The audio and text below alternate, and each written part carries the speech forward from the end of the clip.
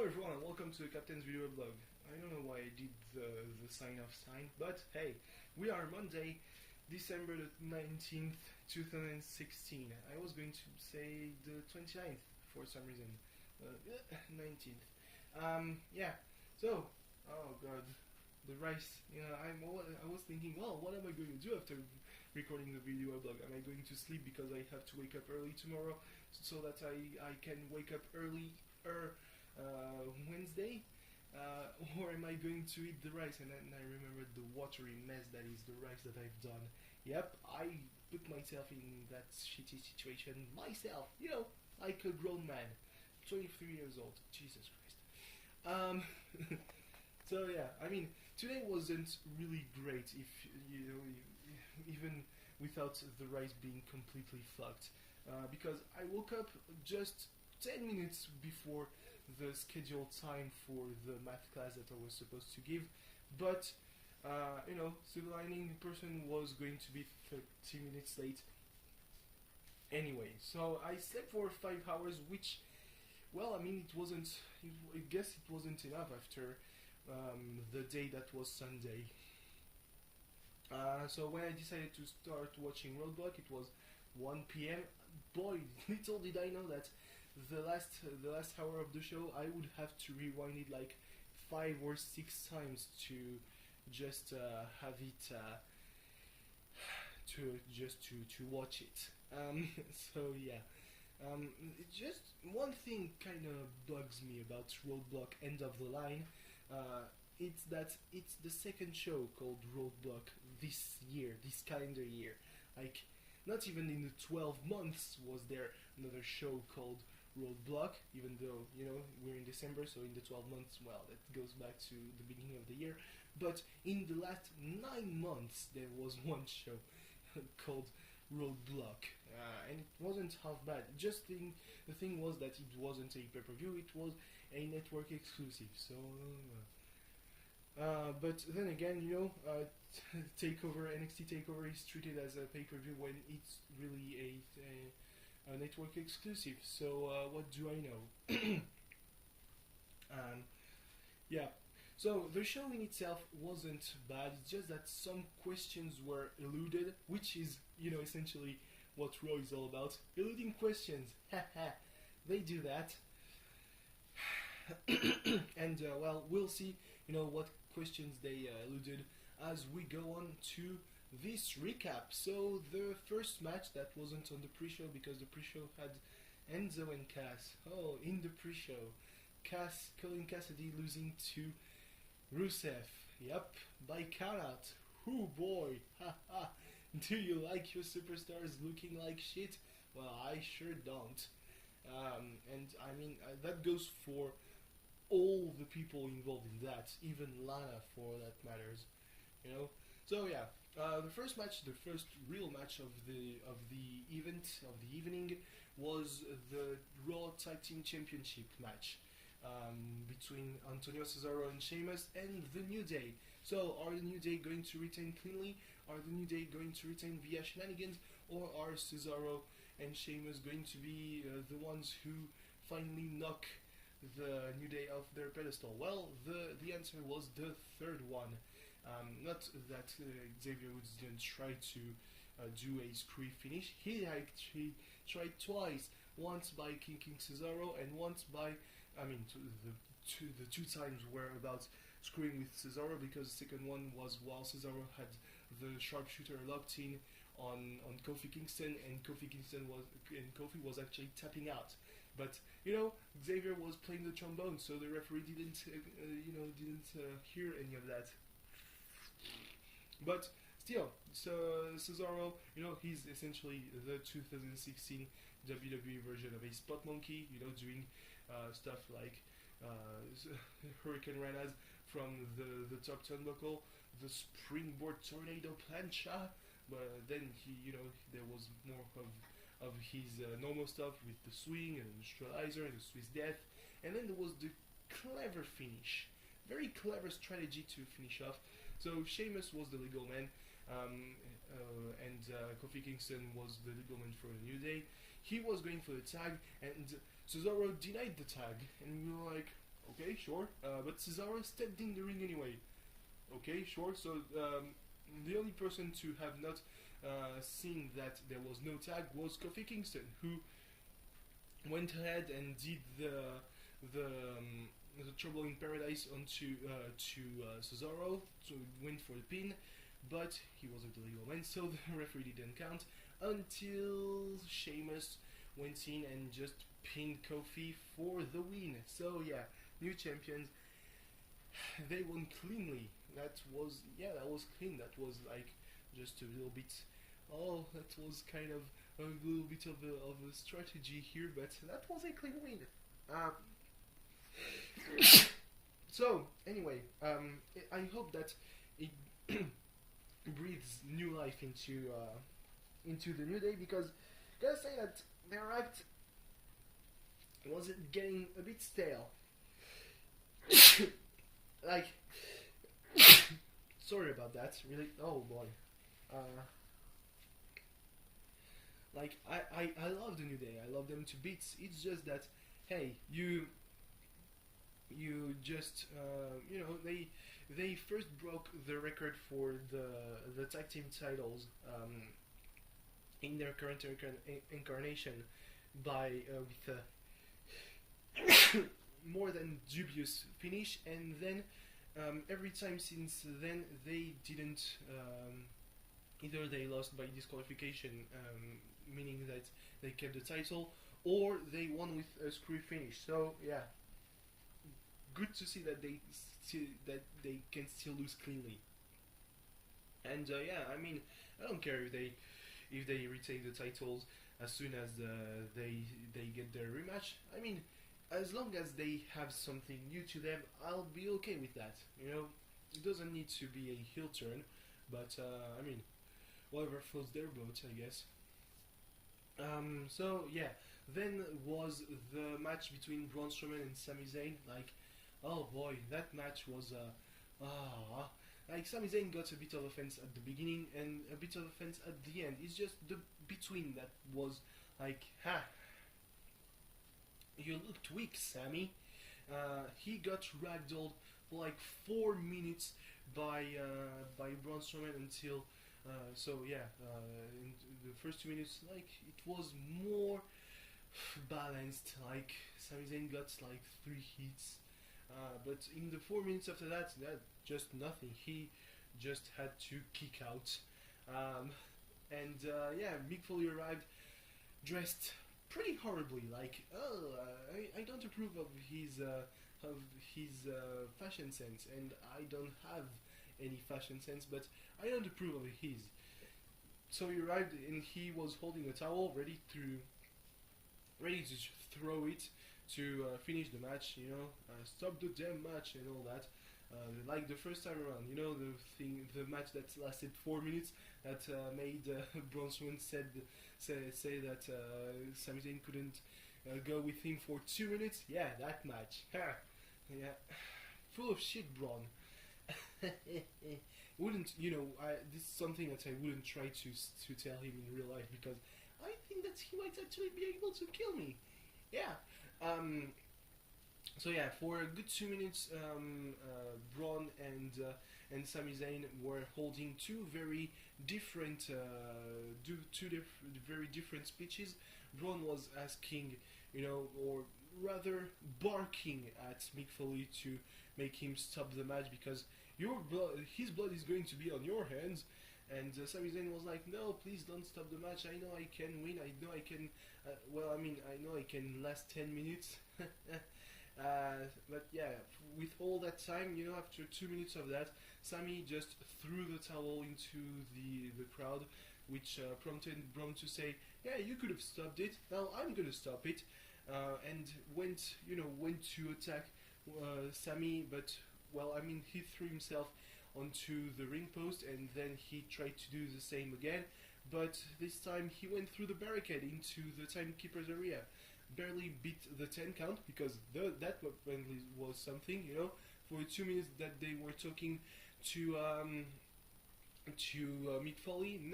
Not once did I hear the referee say, come back inside, or counting to 10. So I guess that, you know, they were out, just kind of getting a pass because of that, but nah. So it's because of essentially Braun Strowman just fucking himself up and having to beat a 10 count that Sami could have had the win at the end of the match. Just because of that. Like, besides that, nah, just no, couldn't have happened. But yeah, I mean, the fact that he landed a hell of a kick and could have landed another one and could have gone for the pin if he had had like another minute, it's just gonna make him go ahead and say, yeah, I could have beaten Braun Strowman. What do you mean? And yeah, I mean, delusional Sami Zayn is just the last thing that I want. Yeah, I mean, okay, sure. If it makes him go for higher higher prospects, why not? But if it's to keep him fighting Braun Strowman, then no, fuck that shit. So yeah. Then there was the match between Seth Rollins and Chris Jericho. Actually, pretty good match. Like 2016 has been really good for Chris Jericho. With all the time that he lasted in the Rumble, when he defeated AJ Styles at WrestleMania, getting a list over. Yeah, the only thing he could have wished for was like winning the US title to close off his, to be the even to have even more titles than the Big Show, because the Big Show was like, yeah, I've had every title that's currently in the WWE. Well, I mean, Chris Jericho could have had all those titles too, I guess. So yeah. I mean, he even had the upper hand for quite a while in the match. Like when you counter a flying knee into the walls of Jericho, means that you're in pretty good, pretty good shape, and you are, looking at something pretty okay, I guess. But then the table started to turn. There was a Falcon Arrow, and yeah, just the table started to turn as they ever do, and well, I mean, Kevin Owens wasn't too happy with the direction this match was taking, so he arrived. He just ran to the ring, distracted the referee from a pinfall attempt from Jericho. So that pissed off Jericho, who told Kevin Owens to stay away. So Kevin Owens just retreated. But this, distractions. It allowed Seth Rollins to land a pedigree, very bad pedigree. The more he does his pedigrees, the worse they get. So I really hope that Rollins just gets to something else once he's done with Triple H. Like, he said 1 down, 2 to go after the match. So I guess that 1 down is Jericho, 2 to go is Kevin Owens and Triple H. I guess that Seth is taking the title from Owens at the Royal Rumble, and that at WrestleMania it will be for all the marbles. Yeah, I mean, as long as he stops doing the pedigree, I'm okay with whatever creative has for him. Yeah, so next there was the triple threat for the Cruiserweight title. Nothing really, that's not to say actually. Like at one point there was the TJ Perkins was on the floor, and despite that he managed to save Swan from the bully choke by putting Kendrick into the knee bar. But then Swan, how did he repay him? Well, by splashing Perkins. Yep, that's an ungrateful prick. But so this is a triple threat match. Just all the rules. Just was for the humor. So yeah, the match ended when Swan and Perkins did a double super kick to Kendrick, who was just ejected from the ring, and then Swan did the Swan song to Perkins, so he retained. After that, though, was the most interesting thing, and I guess that the audience agrees with me, because they were cheering all the way through. Neville doing a heel turn. He arrived with a beard, okay, looking even more ripped than before his injury. Sure thing, bro. he clapped 3 times when he entered the ring, and then directly, put his forearm into the face of Rich Swann. So yep, that's a way to introduce yourself to the cruiserweight division. And then he threw Swann into the barricade, did the same to Perkins, didn't care about Kendrick, and he laid the both of them in the ring, and he was just there like, I guess that this is my new domain. And I feel like in the middle of the heavyweights division that wouldn't have worked, because he's small, and he's athletic, and he has the red arrow, so yeah, he's a baby face, I guess.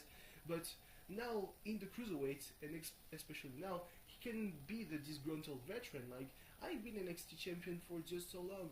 I've beaten Sami Zayn countless times, and the only thing that I got close to do in the main roster was being king of the ring. Sure, I won the Slammy Award for Breakout Star of the Year, but look, in his rookie year, Kevin Owens did more stuff than me. So yeah, I guess that I'm gonna just beat up people my size for a purple strap. Yep. But that's it's just the storytelling of that can be great. It's just now you gotta make good on that turn. You gotta just the disgruntled veteran is probably the best way to see Neville's new character. We'll see how that played out on Raw. So then after that was the 30-minute women's Iron match for the Raw Women's title, and I feel like the first fall shouldn't have happened after 20 minutes, like maybe 15 minutes, because it felt like the last 10 minutes felt rushed. Like, for 20 minutes they battle each other out. Like, sure, it looks great, there are great spots, there are submissions being put on, there's kicks, there's violence, you feel that they hate each other, and yet they're not able to score one fall, even by inadvertence. One fall before the 20th minute, and even then it took a natural selection of the top rope to score the first pin. And then what did it take to score the second pin? A Rana pin. And the way I saw it, it looked like Charlotte kicked out just before 3, but the referee said it was 3, so it was 3. It was like just maybe one minute and a half after the first pin, so I was like, okay. Then Charlotte was trapped into the bank statement, and at first she was like, yeah, okay, sure, put me into this hold, but yeah, what she didn't predict was that Sasha Banks would let go of it, and only to bend her back further, and like Charlotte went red on her face. She went actually red from the lack of oxygen, I guess, and that forced her to tap out. So yeah, at 5 minutes before the end of the match, Sasha was up 2-1. But then something pretty incredible happened. For the last 4 minutes of the match, Charlotte had Sasha locked into the figure 4 leg lock, and actually in the last minute, like 30 seconds before the end, she decided to go even further and do the figure 8, and Sasha tapped out like 2 seconds before the end of the match. So yeah, people were like, maybe there's going to be some controversy, but not at all. Like, the referee held out 2 fingers on each, held up 2 fingers on each hand to say that there was 2-2, it's a draw, so let's go to a sudden death overtime, where Sasha pretty early on got her face smashed. Like, she had a huge nosebleed, like pretty horrible actually. It was pretty graphic for most of the other time, and she had her knee being, since her knee was main part of the body that got worked on by Charlotte when she tried to put Charlotte into the bank statement. She couldn't do it, so Charlotte pretty easily reversed it into the figure 4, and just played a bit with the leg that was already injured to make Sasha tap out faster. So yeah, Sasha lost the title. Hot potato, hot potato. At least it's supposed to be the end. I mean, it's supposed to be like, maybe there's like, oh yes, rematch clause and all that. Oh, it's supposed to be the end of the rivalry between Sasha and Charlotte. And if this is truly the end, if there is no rematch, like if Sasha is off the TV screen until maybe February to nurse out her injury, well, that's great. Have Charlotte hold the title all the way, maybe even to WrestleMania. Have Bayley dethrone Charlotte for like have Emelina, who might actually turn out to be, who knows, maybe Emelina was just a facade to have the return of Fatal Emma. That could be great. But yeah, for now, anyone but Sasha. I am tired of this game of hot potato between those two. Everyone is pretty much done with that. So yeah, then there was the main event, and I'm kind of pissed at the way it ended. So yeah, but I'm also pissed at the way Roman Reigns went for 23 minutes without really selling a lot of offense from Kevin Owens. Like, there were 2 frog splashes off the barricade, both onto the German announce table, with one actually breaking the table. Then there was the cannonball, and there was a lot of offense by Kevin Owens. There was sentons and all the like, and yet Roman Reigns couldn't just, when it was time to do the Superman punch or attempt a spear, well, he was still doing it at fucking full speed, and it really pissed me off. But at least at one point, Owens just countered a Superman punch into a DDT, which was great to see, even at full speed, and then he countered a spear into a roll-up, which was also nice. But then he looked like, he looked pretty dejected. He was like, well, I guess I cannot win, so I'm going to take the title and get myself disqualified. Except it didn't work, because Roman Reigns just speared the living shit out of Kevin Owens, and then he decided to sell the whole match. Then, after 22 or 23 minutes, he decided to sell by not going for the pin. Yeah, wow. And it was because it was the cue for Chris Jericho. Chris Jericho got in the ring, and who was he going to hurt? Turns out he was going to hurt Kevin Owens. He put the code breaker, having therefore Owens win by disqualification, but it actually was all a ploy, because it was actually a way to tell him, yeah, sure, it's all your fault, but we're still best friends. And then when they sensed the killing intent in the aura of Roman Reigns, they tried to walk away, but Seth Rollins came out, and essentially it was either Rollins or Reigns. So it was Reigns who speared Owens, and then Jericho tried to run away, but he was caught by the cavalry, which was Rollins and Reigns, who double powerbombed him through the Spanish announce table, and then actually Owens had recovered, so he tried to go backstage himself, but he was caught too, and double powerbombed through the table, through the English announce table, and I was like, yeah, sure, okay, why not? You're enemy mine, and then was the thing that pissed me off. More than the last pay-per-view of the year ending with the disqualification. They did the thing of the Shield, when they put their fists together. Now, first, 2 reasons why it doesn't work. First one, no Dean Ambrose, so what the fuck.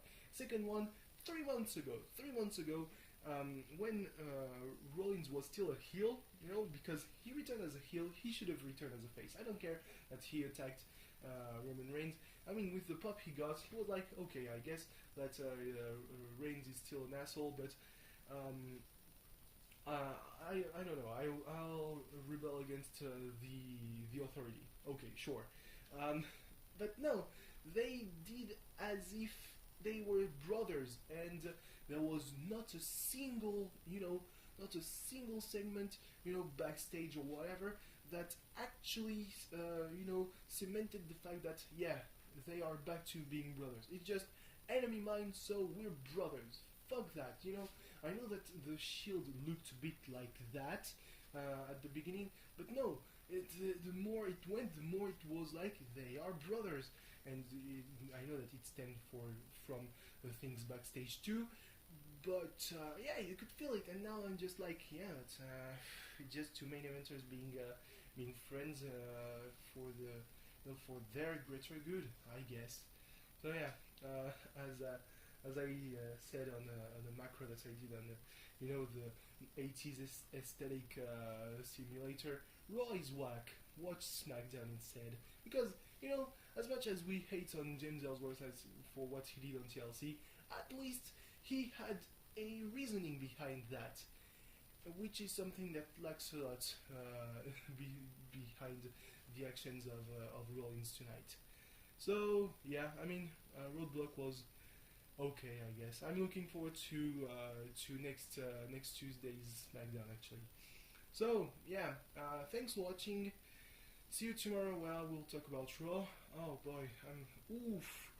Now I realize that Wednesday's video weblog is going to be pretty long too, with talks about 205 Live and SmackDown, and also making links with Talking Smack, but also Marseille versus Bastia. Ah man, that's going to be tough. Yep. I mean, thankfully I don't have to do a class on Thursday or Friday, because that's going to be a fucking nightmare. So yeah, thanks for watching. See you tomorrow. Bye bye. What am I doing now? Eating rice or going to sleep? I don't know. Both sound like that's that great. Well, cheers.